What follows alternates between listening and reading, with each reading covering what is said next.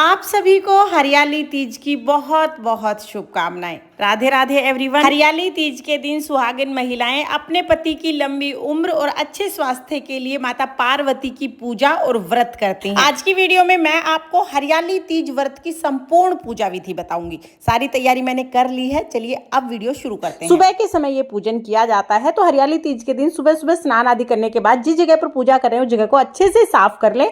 फिर आप चाहें तो वहां पर रंगोली बना सकते हैं। रंगोली बनानी ना आती हो तो आप वहां पर हल्दी से स्वास्तिक भी बना सकते हैं। तो मैंने स्वास्तिक बना लिया है। अब यहाँ पर हम एक चौकी लगा लेंगे। चौकी पर हम लाल रंग का वस्त्र बिछाएंगे। माता रानी की पूजा में हमेशा लाल रंग का उपयोग करना सबसे शुभ माना जाता है। अब हम क्या करेंगे, यहाँ पर हमने मिट्टी से गणेश जी बना लिए हैं, साथ में हमने भगवान शिव शंकर बनाए हैं यानी शिवलिंग बना लिया है, और माता गोरा यानी माता पार्वती की मूर्ति हमें बनानी है। आप चाहें, आपको कोई विशेष आकृति देनी नहीं आती है तो कोई बात नहीं, आप पिंड आकार में या गोल आकार में भी ये तीनों मूर्तियां बना सकते हैं। घर में जो गमला है उसकी मिट्टी से या बहुत आसानी से बना लेंगे। तुलसी की मिट्टी से नहीं बनाना है, बाकी किसी भी मिट्टी से आप ये बना सकते हैं। तो यहाँ पर हमने गणेश जी, भगवान शिव शंकर और माता पार्वती की स्थापना कर ली है यानी निर्माण कर लिया है हमने। अगर आपके पास मूर्तियां नहीं हैं या आप नहीं बना पाते हैं तो कोई बात नहीं, आप शिव परिवार का फोटो या मूर्ति भी ले सकते हैं। यानी अगर आपके पास घर पे पहले से है और आपके पास टाइम नहीं है बनाने का तो आप फोटो या मूर्ति ले लीजिए। उसके बाद चौकी पर फूलों का आसन देकर भगवान शिव शंकर को हम विराजमान कर देंगे। साथ ही जो हमने मिट्टी की मूर्तियां ली हैं उनको हम एक पात्र में, किसी भी शुद्ध पात्र में, थाली वगैरह में हम इनको विराजमान कर देंगे। पहले फूलों का आसन देंगे, उसके बाद विराजमान कर देंगे। आप चाहें तो आप चावल का आसन भी दे सकते हैं। और देखिए, वैसे तो मिट्टी की मूर्तियों का ही विधान है, लेकिन अगर कोई मजबूरी है या आपके पास ज्यादा टाइम नहीं है तो फिर आप फोटो का पूजन कर सकते हैं। अब हमें कलश की स्थापना करनी है, तो यहाँ पर हमने चावल ले लिए हैं। चावल टूटे हुए नहीं होने चाहिए, साबुत होने चाहिए। चावल से हम अष्टदल कमल बना देंगे। अगर अष्टदल कमल बनाना नहीं आता तो कोई बात नहीं, सिर्फ चावल की ढेरी लगा दीजिए। उसके बाद हम कलश की स्थापना करेंगे। तो कलश में जल डाल लेंगे, हल्दी, सुपारी, सिक्का, चावल और फूल डालेंगे। अब इसके ऊपर हम आम के पत्ते सजाएंगे। आम के पत्ते ना हो तो आप अशोका के पत्ते ले सकते हैं, 5 या 7 पत्ते ले लीजिएगा। उसके ऊपर चावल की भरी एक प्लेट हम रख देंगे। फिर हम इस पर नारियल रखेंगे। नारियल का जो मुख है वो अपनी तरफ करना है और नारियल पर कलावा जरूर बांध लीजिएगा। तो इस तरह से हमने कलश की स्थापना कर दी है। अब हम जल के छींटे लगाकर भाव रूप में सभी को स्नान करा देंगे। उसके बाद हम गणेश जी को, भगवान शिव शंकर को, माता पार्वती को जल से स्नान कराएंगे। फिर हम कच्चे दूध से स्नान कराएंगे। आप चाहें तो आप पंचामृत भी बना सकते हैं या कच्चा दूध ले लीजिए। तो कच्चे दूध से अभिषेक करा दिया है। उसके बाद फिर से हम शुद्ध जल से अभिषेक करा देंगे और फिर हम देसी घी का दीपक जलाएंगे। देसी घी का दीपक ना हो तो आप तिल के तेल का दीपक भी जला सकते हैं। उसके बाद वस्त्र स्वरूप हम वस्त्र का भाव करते हुए सभी को कलावा समर्पित करेंगे। माता पार्वती को हम चुनरी उठा देंगे। तो नवरात्रि में जो चुनरी आती है ना, वो चुनरी आप ले सकते हैं। उसके बाद हम भगवान शिव शंकर, गणेश जी को जनेऊ समर्पित कर देंगे और जो फोटो हमने ली है तो फोटो को भी हम जनेऊ समर्पित कर देंगे।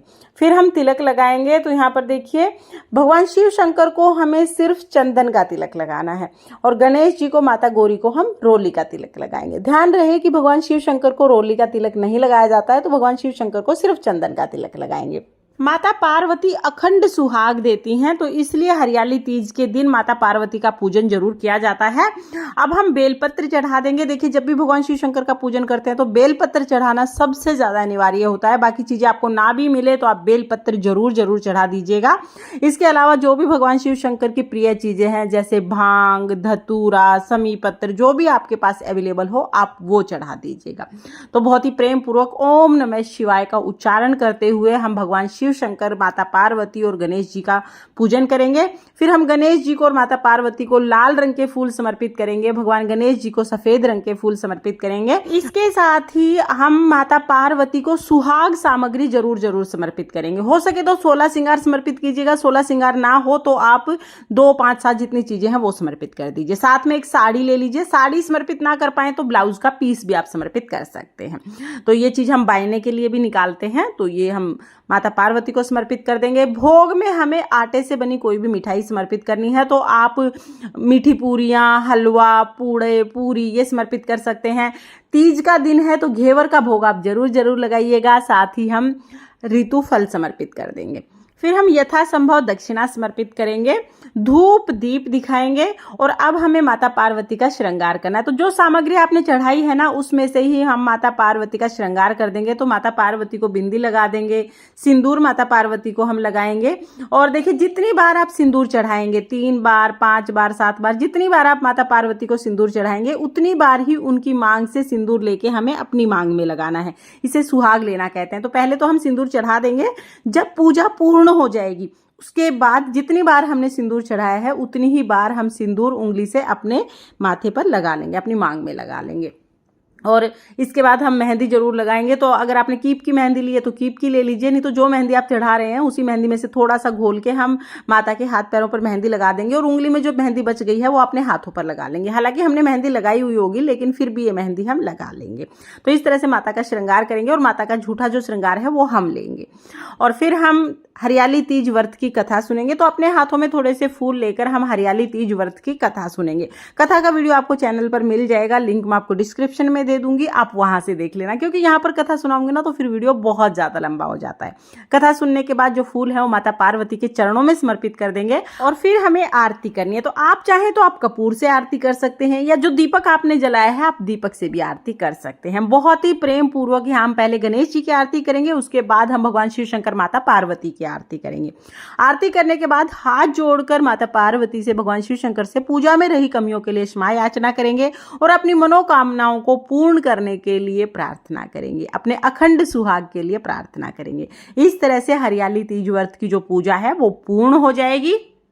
पूजा के बाद हमें थोड़ा सा जल अपने सीधे हाथ में लेना है और फिर हम चौकी के ऊपर से इस जल को 2 बार वार के हाथ जोड़ लेंगे। तो इस तरह से हमें 2 बार इसको वार देना है। इस तरह से पूजा पूर्ण हो जाएगी। पूजा के बाद हमें सुहाग लेना है। तो अपने पल्लू से इस तरह से माता की मांग पे, पार्वती माता की मांग पे ऐसे टच करते हुए ये सिंदूर हमें अपनी मांग पे लगाना है।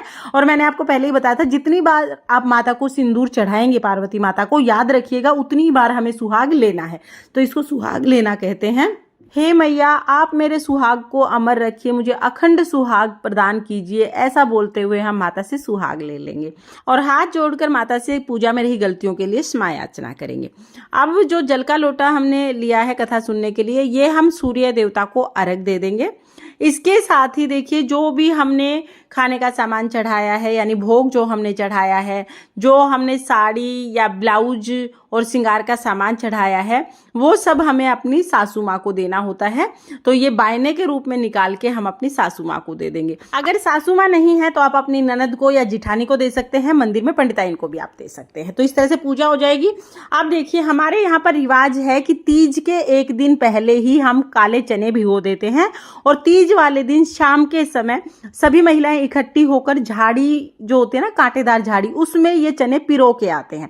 मान्यता है कि इस तरह से चने अगर हम पिरोते हैं तो हमारे मायके और ससुराल में वंश वृद्धि होती है और अन्न धन के खजाने भरे रहते हैं। तो अपने मायके और ससुराल की खुशहाली के लिए इस तरह से चने पिरोए जाते हैं।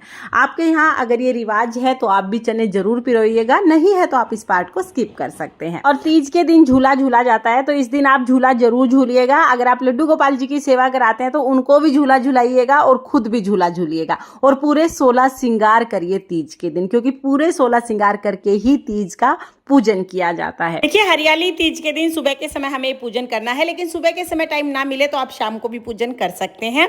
और पूजन करने के बाद रात को सोने से पहले हमें विसर्जन जरूर करना है। चौकी हमें सोने से पहले ही उठानी है, क्योंकि हमने मिट्टी के शिवलिंग बनाए हैं और मिट्टी से जब भी हम पार्थिव शिवलिंग बनाते हैं, कोई भी मूर्तियां बनाते हैं, तो उनका विसर्जन जरूरी होता है। दिया शांत होने के बाद कभी भी आप विसर्जन कर सकते हैं। विसर्जन के लिए हमें एक बड़े से पात्र में जल लेना है और उसमें हमें मूर्तियों को विसर्जित कर देना है। जब मूर्तियां घुल जाएंगी, यानी मिट्टी है घुल जाएगी, तो हम इस जल को पौधों में डाल देंगे। तुलसी को छोड़ के बाकी किसी भी पौधे में आप ये जल डाल सकते हैं। इसके साथ ही जो कलश है, कलश का जल और जितने भी फूल पत्ते हमने पूजा में चढ़ाए हैं, वो सब भी हम जिस जल में शिव परिवार को विसर्जित करेंगे उसी जल में डाल के फिर पौधों में डाल दें। तो इस तरह से बहुत आसानी से घर पर ही आप विसर्जन कर सकते हैं। भगवान भोले शंकर और माता पार्वती की कृपा आप पर सर्वदा बनी रहे। ओम नमः शिवाय। राधे राधे।